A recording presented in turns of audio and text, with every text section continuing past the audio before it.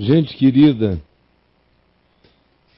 desesperadamente corrupto é o coração. Quem o entenderá? Pergunta a Deus através do profeta.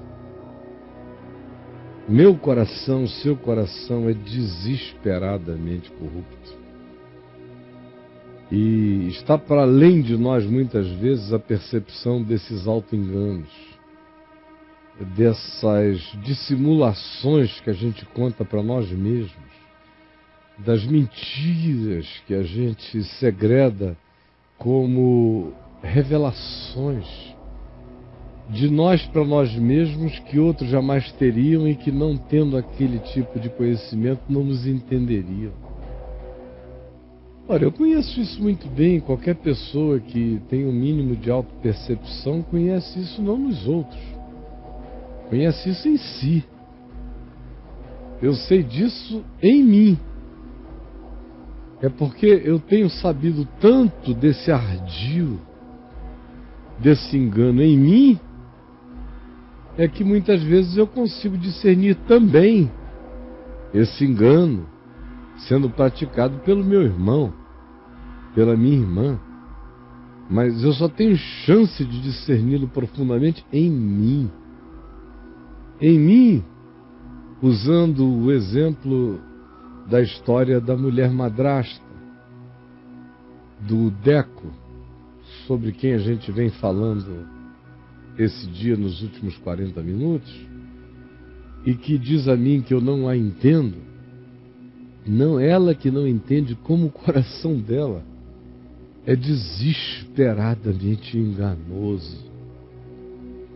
Ela não tem a menor condição de entender a dinâmica interior do que está acontecendo com ela agora, dessa ambivalência radical que toma conta dela.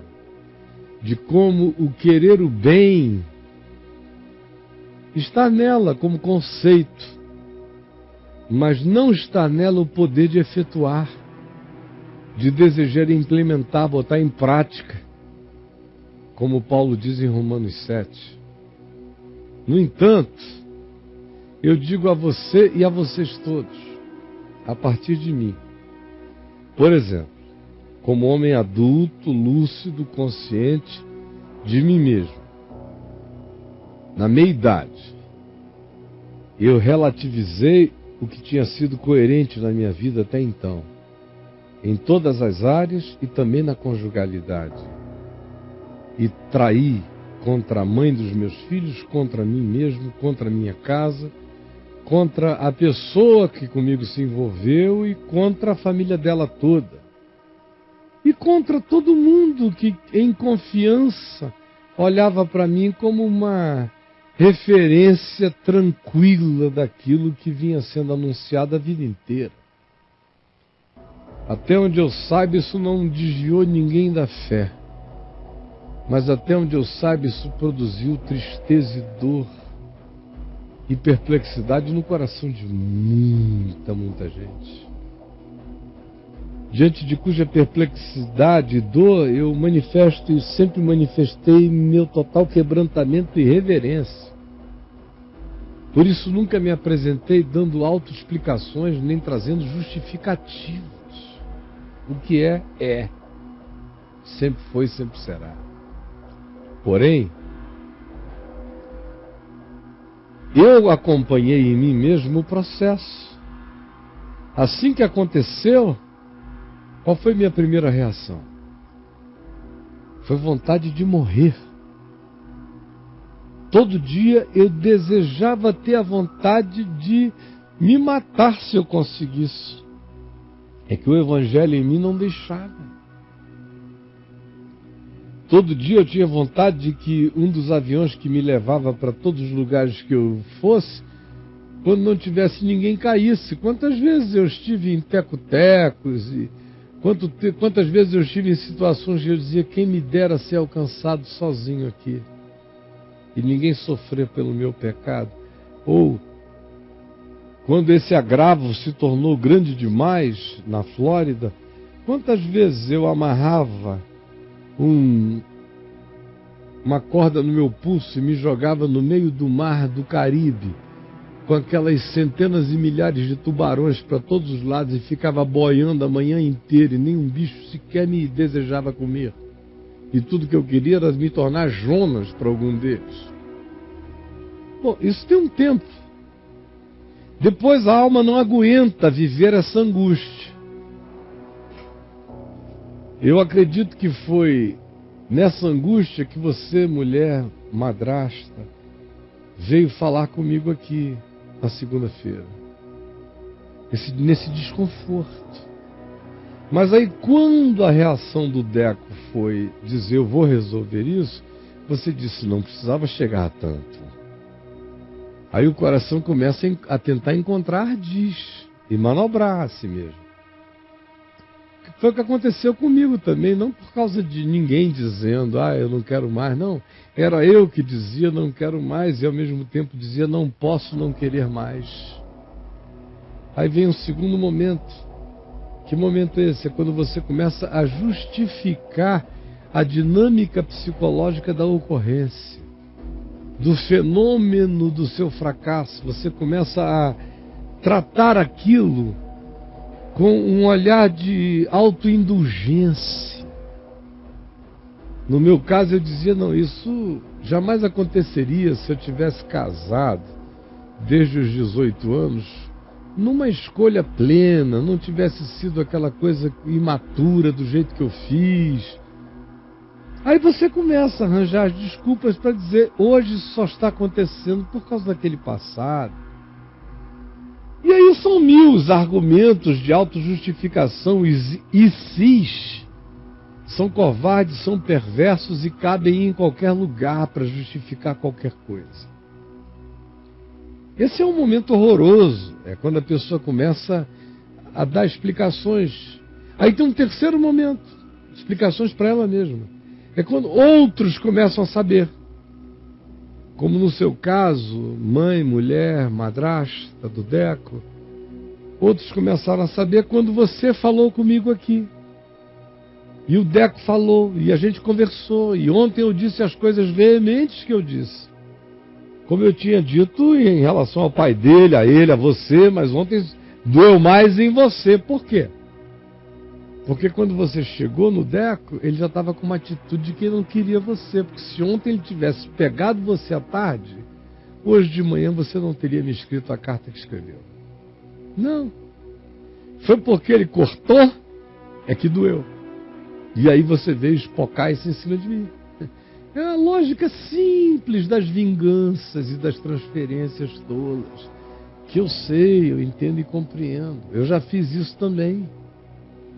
Aí o que acontece? Quando outros começam a saber, no meu caso eu contei, aí os que ouviram divulgaram e depois todo mundo estava sabendo, e aí um monte de gente que sabia, o que pensava que sabia, mas não sabia de todo, cometia erros enormes de acusação, de invenção, de aumentos, de superlativos, de extensão de tempo no qual aquilo tinha acontecido, enfim, alongaram o que quiseram, intensificaram como quiseram, empilharam o que quiseram em cima e fizeram tanto exagero do copo d'água, fizeram tanta tempestade, que o meu coração começou a se auto-justificar com o exagero deles. Eles exageraram tanto que eu comecei a me sentir Jó da história. Foi quando eu fui escrever o livro O Enigma da Graça e disse, não, eu não posso permitir que a burrice dos amigos de Jó me engane a ponto de pensar que eu sou menos mal do que essa desgraça. A minha maldade eu conheço, eu não sou Jó, conheço a minha maldade e conheço a idiotice deles, mas é até aqui que eu posso ir, é aqui que eu fico, porque o que passar disso vai ser doença autojustificatória na minha alma, e nessa eu não vou entrar. Mas você não tem essa leitura. Na hora que outros começam a saber e começam a interpretar, seja exageradamente ou seja propriamente, você ouve coisas que você não quer ouvir, das quais você quer se defender, aí você começa a acusar os que te viram. Até pelo que você confessou. Porque enganoso é o coração, mais do que todas as coisas, é desesperadamente corrupto. Quem o pode entender? E aí a pessoa, como eu me coloquei, num estado em que alguém chegava e dizia, por exemplo, assim para mim, Zezinho, eu tinha traído a mãe dos meus filhos. Aí vivi, você não trai, no dia seguinte está contando, você vive primeiro a primeira experiência de como é que sai daquilo, como é que vive aquilo. No meu caso era só vontade de morrer, culpa, angústia. Aí depois vem um segundo momento, não consigo resolver, então let it be. Dos males o menor. Pelo menos tem sinceridade, o cara começa a querer se justificar, não é como o dos outros.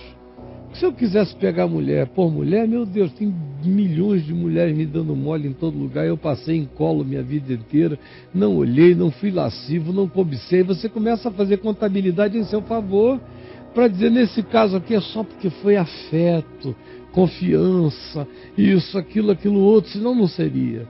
Aí começa a diminuir os pesos. Aí quando vem alguém de fora e diz, não, isso é canalice. Você é casado e está transando com uma mulher casada. É canalice. Você diz, eu não sou canalha. Porque você não pode admitir que você é canalha. Afinal de contas, você tem sentimentos que não são para a morte em relação à mãe dos seus filhos. São sentimentos de vida, para o bem e não para o mal. Você gostaria de protegê-la de tudo. E em relação à pessoa com quem você está envolvido, você não quer descartar. Você não quer brincar com ela, então canalha você não é. O que o cara diz sobre você ser canalha parece ser uma ofensa, como para nosso amigo hoje foi aqui, quando eu disse vadiagem. Está vivendo como uma vadia adúltera no cio. Um choque, porque ela é crente, ela não viveu assim, ela não pode entender. Como eu não podia entender. Quando a mãe dos meus filhos disse, você nunca foi canalha, mas agora você está sendo. E eu olhava para mim e dizia, como que eu estou sendo canalha? Se ela soubesse quantas amigas dela me deram mole, quanto não sei quem, quanto todo mundo, como eu passei em colo, como eu nem olhei, como eu nem vi, como eu nem quis, como eu nem pensei. Aí você começa a se justificar para não admitir que naquele dia, naquela hora, naquela circunstância, você está sendo canalha. Você não viveu como um, mas está sendo um nesse dia, nessa hora. É quando a coerência do passado impede você de enxergar a mentira do seu presente. Que é o que está acontecendo com essa amiga e com muitas outras pessoas, porque o fenômeno funciona assim. E o coração é tão cheio de ardis, de enganos, de mentiras, de atrapalhadas, de fumaças, de cortinas de fumaça, de cenografia falsa. A gente faz tanta projeção de diminuição do impacto das nossas responsabilidades na vida, mas não tem jeito.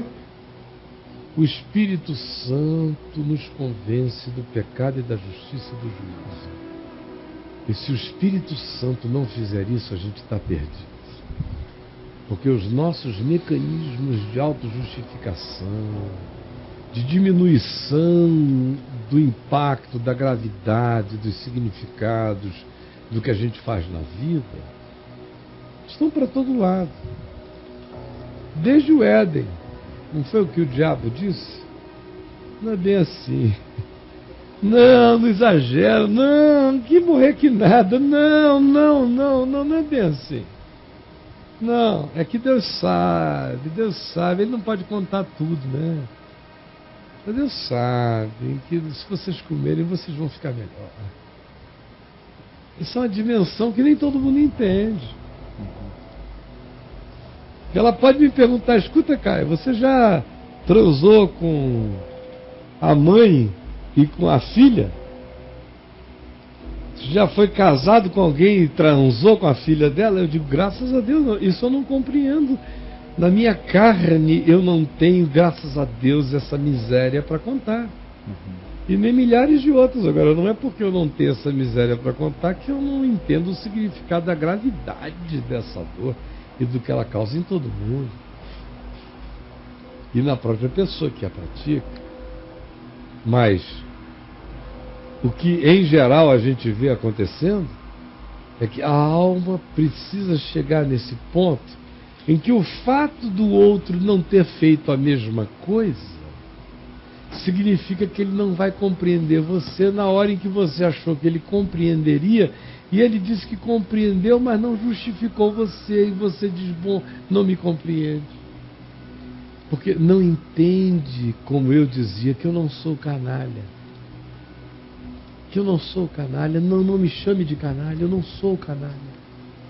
De fato eu não era, mas eu estava sendo.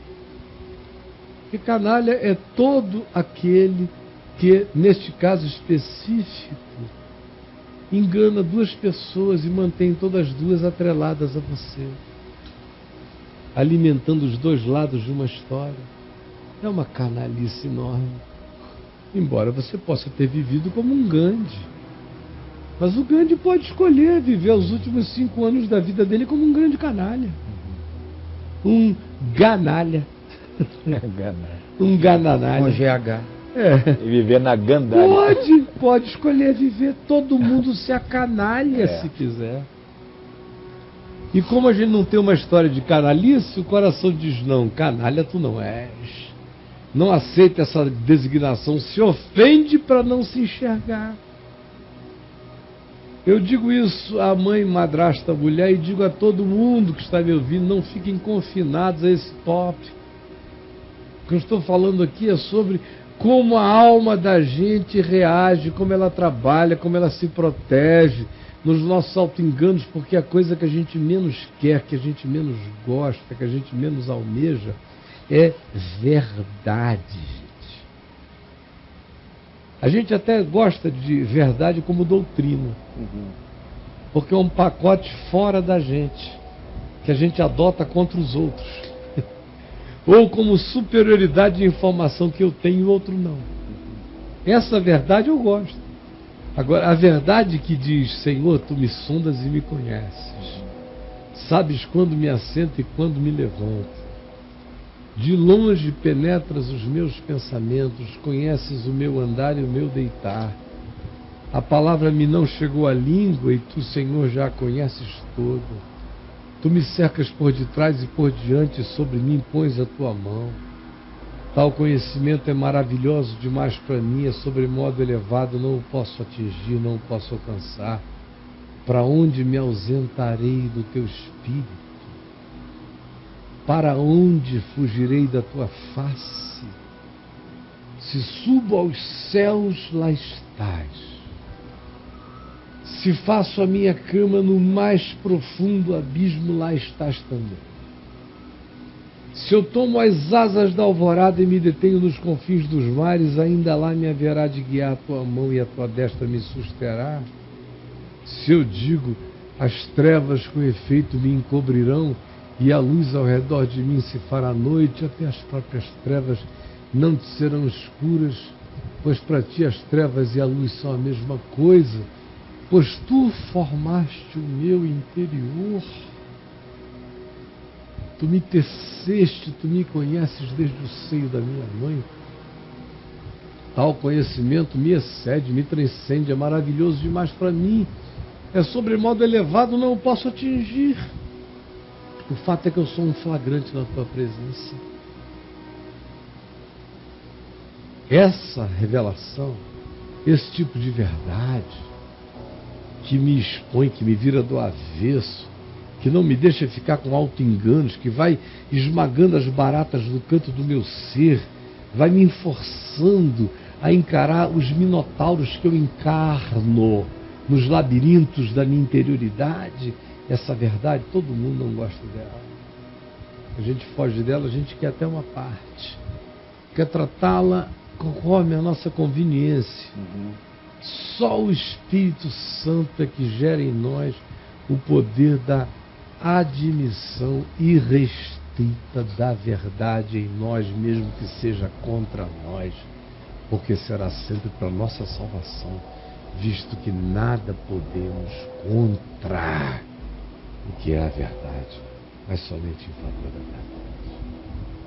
Então, gente boa, a propósito do Deco e da madrasta dele, eu estou tratando de um assunto muito mais amplo agora, que envolve a atitude geral das pessoas, como nós somos seletivos nas nossas confissões de pecado, por exemplo, ou nas nossas angústias. Você veio aqui sem nenhuma consciência, sem nenhuma maldade, sem nenhuma deliberação, mas são fenômenos psicológicos do inconsciente. A madrasta do Deco selecionou uma angústia que lhe estava insuportável para tratar dela até um certo nível. Sim. Não podia passar dali. Na hora que passou dali, mexeu nela, mexeu no casamento dela, mexeu no Deco, mexeu na relação do Deco com o pai, mexeu na causa do tesão do Deco, que não é ela, mexeu no desamor dela para com ambos, mexeu na conveniência de um vínculo, de uma arquitetura, aí deixou de ser conveniente. Porque verdade a gente quer, mas nem tanto. Na hora de ligar o liquidificador, não dá. A gente tem verdade, a gente quer, mas até onde a gente determina. E é o que tem que acontecer com o bode e o cordeiro. Tem que pautar e expor as vísceras. Não tem jeito. Meu amigo, olha, com Jesus não dá para ser de outra forma. Não tem jeito, não tem jeito. Porque ele espreme, e Jesus tem que não tem pena de ninguém em relação à verdade. Ele tem a sabedoria de dizer, nem todos o podeis suportar agora. Mas vai chegar um dia em que todo mundo vai ter que encarar. Vai ter um dia e uma hora. No caso dela e no caso de muitos outros, chegou o dia, chegou a hora. Ficar pensando que dá para ter uma graça de uma gradualidade para além de um ponto de radicalidade é querer que a graça se transforme na anestesia do nosso morrer bem menos doído, porém igualmente, ou quem sabe, piormente desgraçado. Então, gente boa de Deus, o Evangelho não tem barganhas a fazer, nem comigo, nem com você. Mas não tem mesmo. Eu falo assim com você porque até onde eu me enxergue é assim que eu me trato. É com a mesma radicalidade, eu só não me trato assim quando eu não me enxergo. Mas na hora que eu me enxergo, meu Deus, eu não tenho pudor na hora que eu me enxergo. Se você me vir com algum tipo de meia bomba, é porque eu não me enxerguei.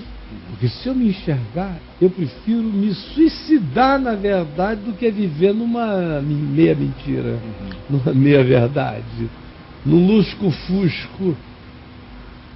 Cara, eu prefiro ser quente ou frio do que ser 50 tons de cinza. Está na minha alma para sempre. Foi assim que eu fui até aqui e é pior do que isso que eu serei até morrer. Não tem outra alternativa. Se você quiser abrir o coração, falar qualquer coisa a respeito, eu não estou colocando essa semana pergunta nenhuma para orientar o debate. Eu só estou esperando que o Espírito Santo provoque na gente o que seja verdade no coração de cada um.